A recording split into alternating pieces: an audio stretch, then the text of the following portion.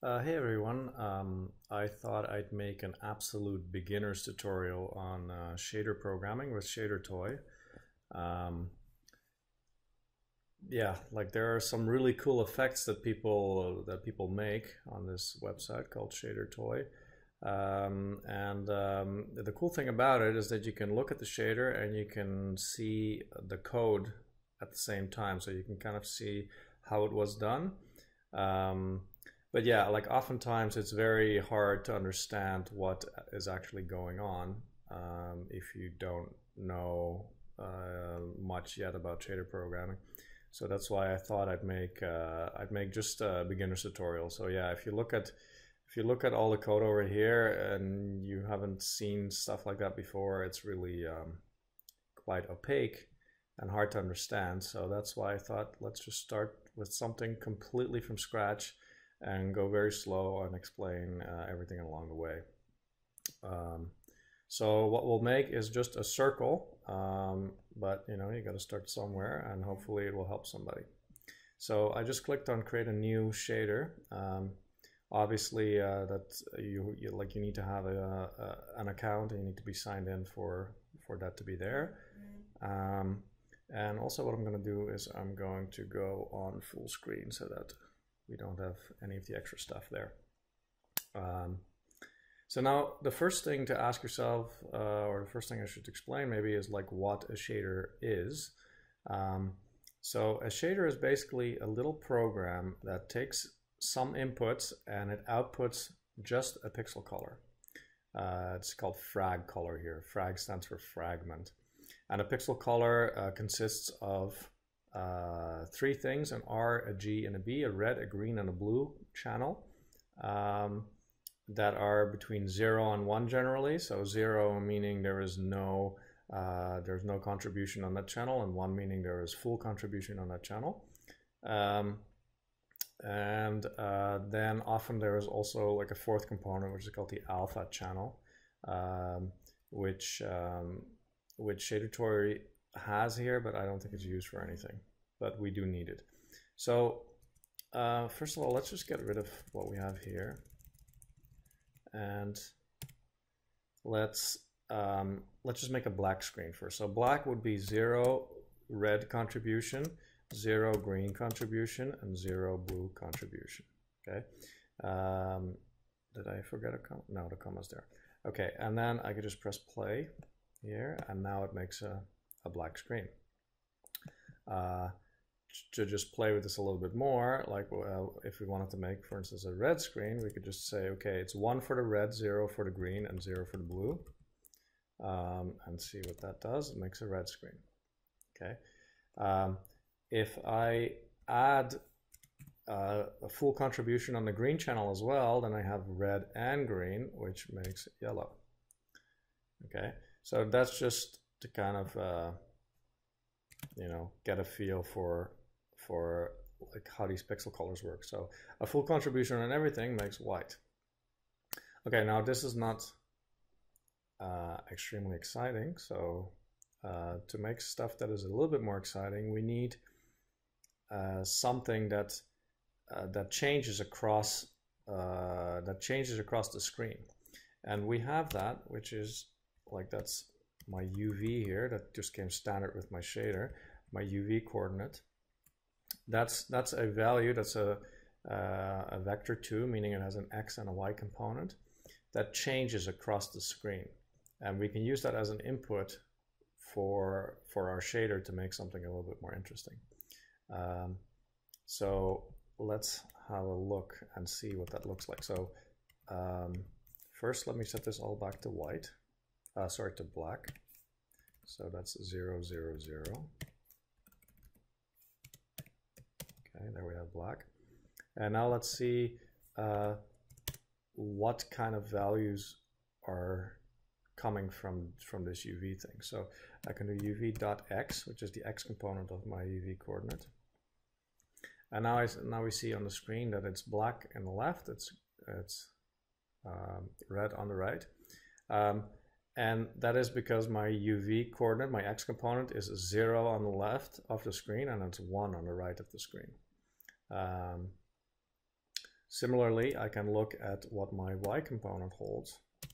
My Y component holds something that is 0 on the bottom of the screen and it is 1 on the top of the screen. So yeah, so let me put them both here to kind of see what that gives us. So now we get something that is black in the bottom left because both channels are 0. And then as both channels increase on the diagonal, you get yellow on the top right because yellow is full green plus full red. So now one thing I didn't explain here is this, because UV is not actually an input that is giving to us, it's something that we had to calculate. And what this is here is that like what we actually get as an input is the pixel coordinate of the pixel that we're looking at. And the pixel coordinate depends on the size of the screen, right? You could imagine that right now the size of the screen, depending on my resolution, is let's say 600 pixels wide and 250 pixels high.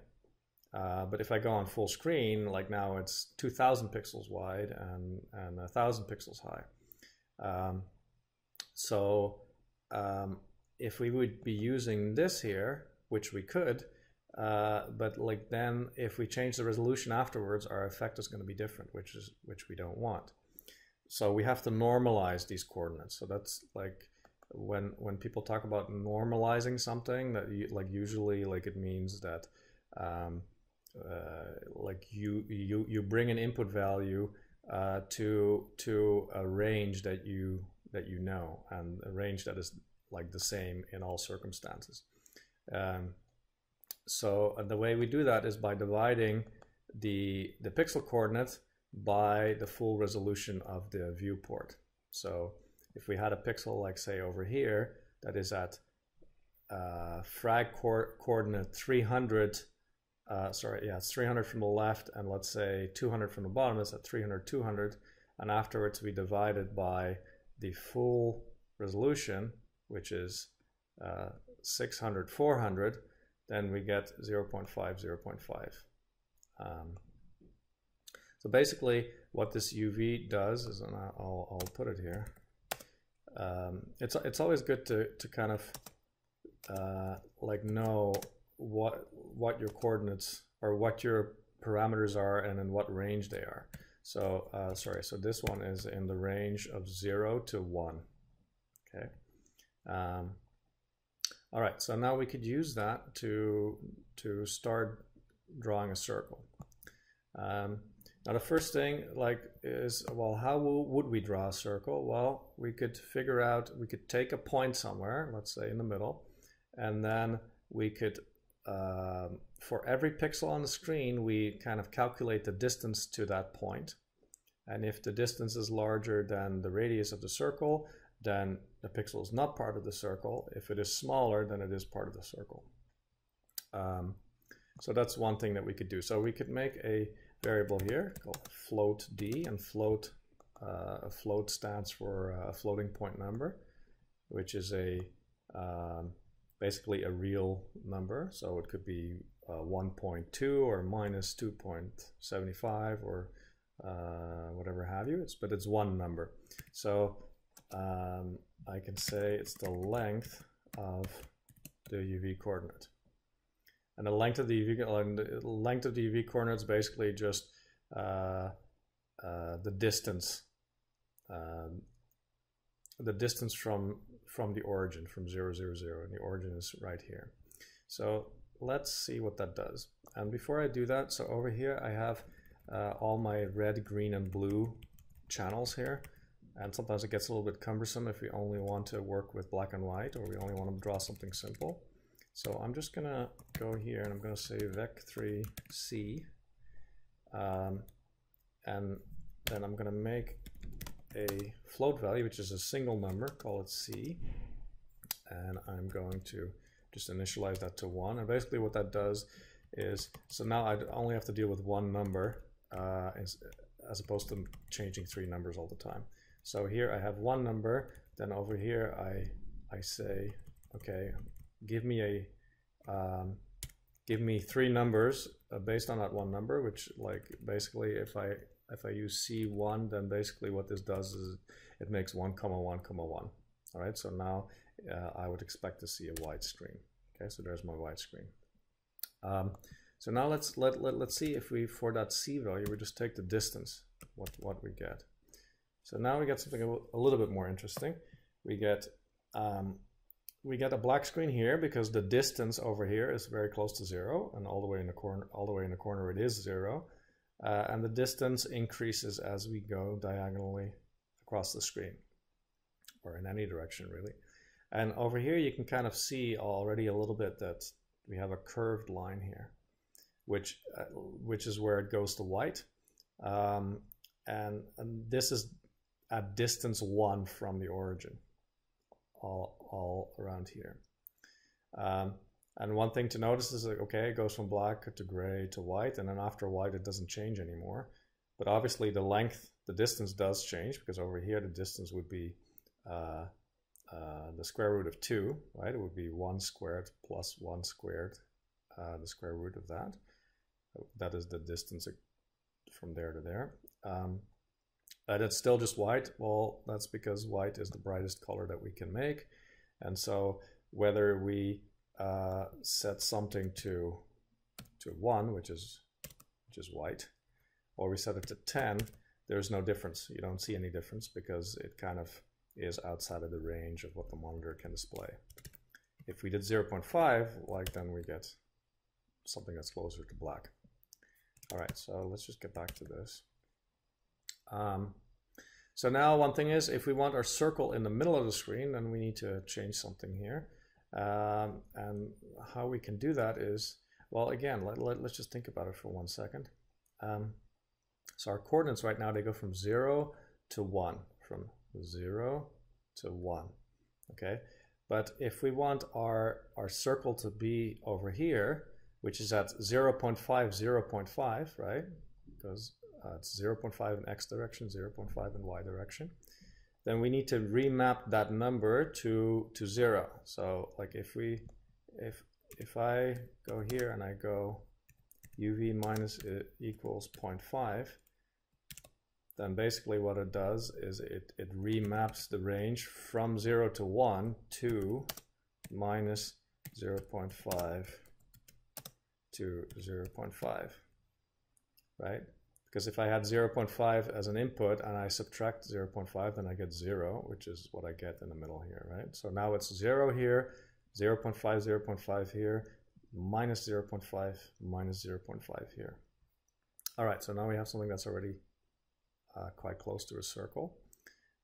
So now what we could do, I mean, the simplest way to make a circle, it's not the nicest way, but the simplest way, is to just say, okay, for every pixel, okay, if we already calculate the distance, right? And then we say, okay, well, if the distance is smaller than a certain value, so if the distance is smaller than, let's say, well, the radius of our circle, so let's say the radius of the circle is 0.3, then we can set C to white, which is 0.1, or it's actually 3 times 0.1, that's it's 1, so it's 1, 1, 1. Otherwise, it's 0, which is black, right?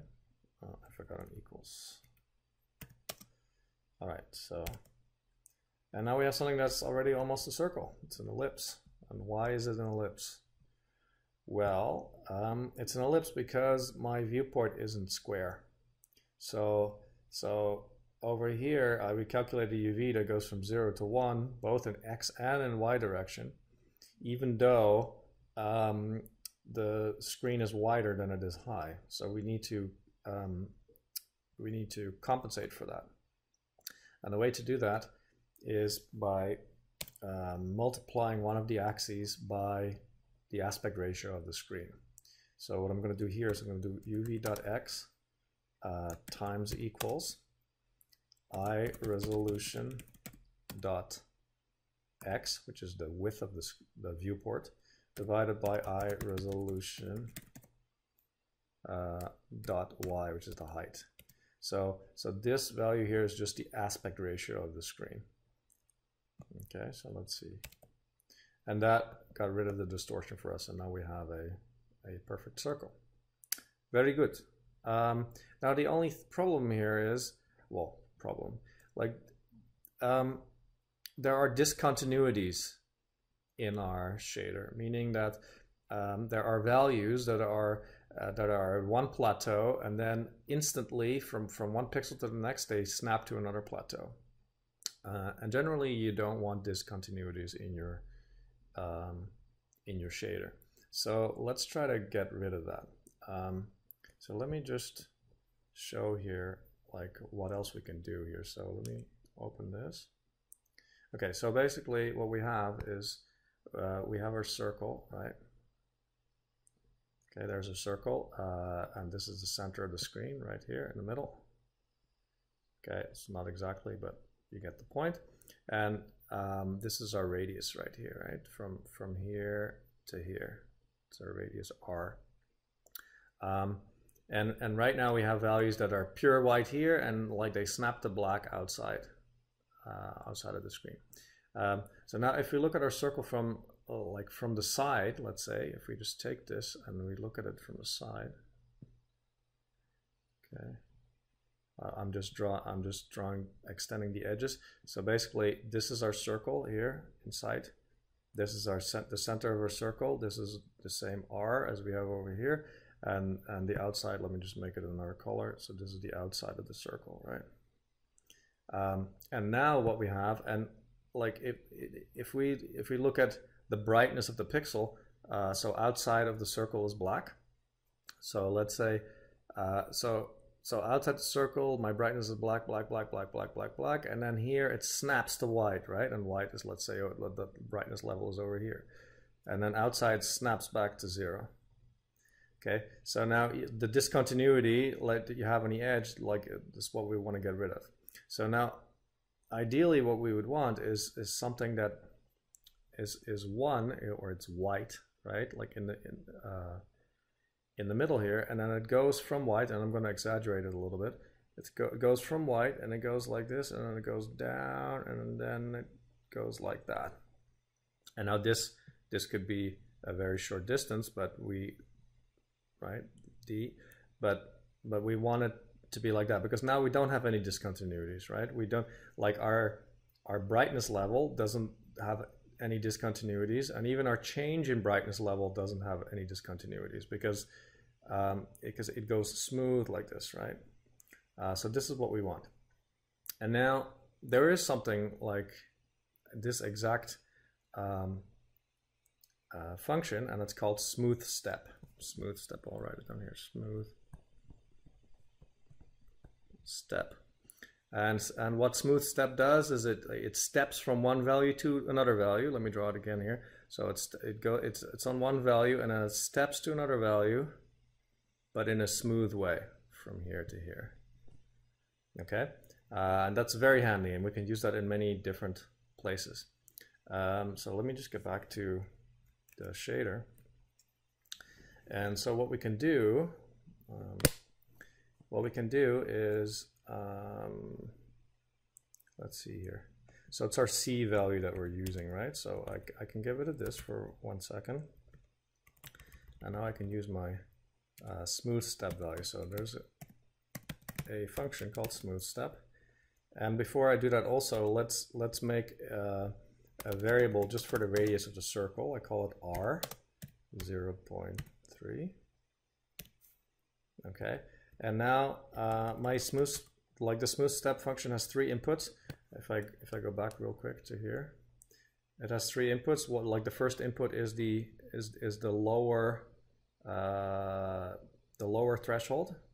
I'll call it T1, and the second one is the higher. It's called T2, and the third one is our input. So like if our input is smaller than T1, it will output 0. If it's larger than T2, it will output 1, and anywhere in between it will do that nice smooth step for us. Okay. So let's see here. So let's say our T1 is R, is the radius. We want it to start stepping at the radius, and our T2 we want r minus some small value. Okay, 0, 1, let's say. And then as an input, we have the distance, right? So let's see what this does. Like it might have been subtle on the screen, but like it made this softer. And the reason why it's subtle is because this is a small value. So if I make this larger, you will see that it makes a blurrier circle. So basically all that does is it makes the smooth step wider. And the reason why this value is larger than this value, so it's actually the opposite as what I showed on the other on here, is because we don't want to go from low to high, we want to go from high to low, right? Like over here, because like our distance here, and this is confusing, I should, that's not our distance.